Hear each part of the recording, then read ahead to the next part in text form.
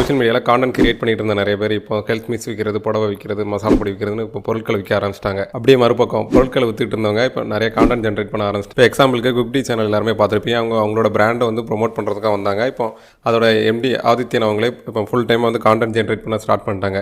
இந்த சைடு பார்த்தோம்னா நமக்கு லலிதா ஜுவல்லரி ஆல்ரெடி அவங்க ஒரு பொருளை வித்துக்கிட்டு இருந்தாங்க. இப்போ லலிதா ஜுவல்லரியோட ஓனர் வந்து இப்போ ஃபுல்லாக கான்டென்ட் கிரியேட்டர் மாதிரி நிறைய கான்டென்ட்ஸ் போட்டுக்கிட்டு இருக்காரு. சோஷியல் மீடியா முழுக்க நம்ம இந்த ஸ்விட்ச் பார்க்க முடியுது. ஸோ இதுலேருந்து என்ன தெரியுது அப்படின்னா, வருங்காலத்தில் நம்ம மணி மேக் பண்ணணும் அப்படின்னா நல்ல கான்டென்ட் கிரியேட் பண்ண தெரிஞ்சிருக்கணும். முன்னாடிலாம் அவங்களோட பிராண்டை தான் அதிகமாக ப்ரொமோட் பண்ணுவாங்க, அந்த பிராண்டுக்காக தான் அதிகமாக கான்டென்ட் ஜென்ரேட் பண்ணுவாங்க. இப்போ அது எப்படி மாறிடுச்சு அப்படின்னா பர்சனல் பிராண்டிங் மாறிடுச்சு. அந்த பிராண்டோட ஓனர் வந்து நிறைய கான்டென்ட் ஜென்ரேட் பண்ணுறாரு, அவரோட ஃபேஸ் வெளியில் கொண்டு வராரு, அவருக்குன்னு ஒரு பர்சனல் பிராண்டிங்கை வந்து கிரியேட் பண்ணுறாரு. அப்படி இருக்கும்போது நார்மலாக என்னோடய பிராண்டுக்கு நான் வந்து ஒரு ப்ரொமோஷன் பண்ணுறேன் இல்லையா, அதை விட என்னோட பர்சனல் பிராண்டு மூலமாக வரக்கூடிய லீட்ஸ் வந்து எனக்கு அதிகமாக இருக்குது. என்னோட பர்சனல் பிராண்டிங்கை அதிகப்படுத்துறது மூலமாக எனக்கு நிறைய சேல்ஸ் நடக்குது. ஸோ இந்த ஸ்ட்ராட்டஜி தான் எல்லா பிராண்ட் ஓனர்ஸுமே ஃபாலோ பண்ணிட்டு இருக்காங்க. ஸோ நீங்களுமே ஆஃப்லைனில் இல்லை ஆன்லைனில் ஏதாவது சேல் பண்ணிட்டு இருப்பீங்க. உங்களோட பிராண்டுக்கு வந்து நீங்களே கான்டென்ட் ஜென்ரேட் பண்ணும்போது இல்லை உங்களோட ஓன் ஸ்டோரி நீங்கள் சொல்லும்போது உங்களுக்கான பர்சனல் பிராண்டிங் அதிகமாகும், உங்களோட பிராண்டுக்கான வேல்யூ இன்க்ரீஸ் ஆகிட்டே இருக்கும். ஸோ நிறைய பேரோட கண்டென்ட்டை பார்க்கும்போது அவங்க தொடர்ந்து போஸ்ட் பண்ணிகிட்டே இருக்காங்க. கன்சிஸ்டன்சி ரொம்ப முக்கியம் தான்.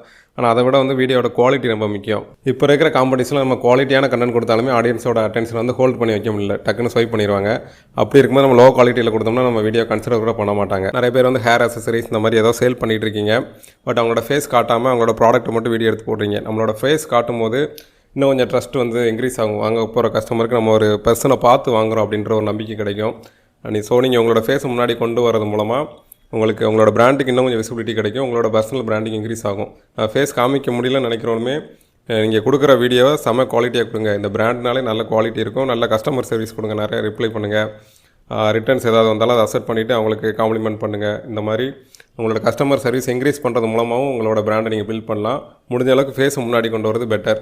இனிமேல் நம்மளோட பேஜில் நீங்களே எப்படி உங்களோட பிராண்டை ப்ரொமோட் பண்ணுறது, உங்களோட கான்டென்ட்ஸ்க்கு எப்படி அதிகமாக வியூஸ் ஜென்ரேட் பண்ணுறது அப்படின்ற மாதிரியான வீடியோஸும் போட போகிறோம். ஸோ மறக்காமல் ஃபாலோ பண்ணி வச்சுக்கோங்க.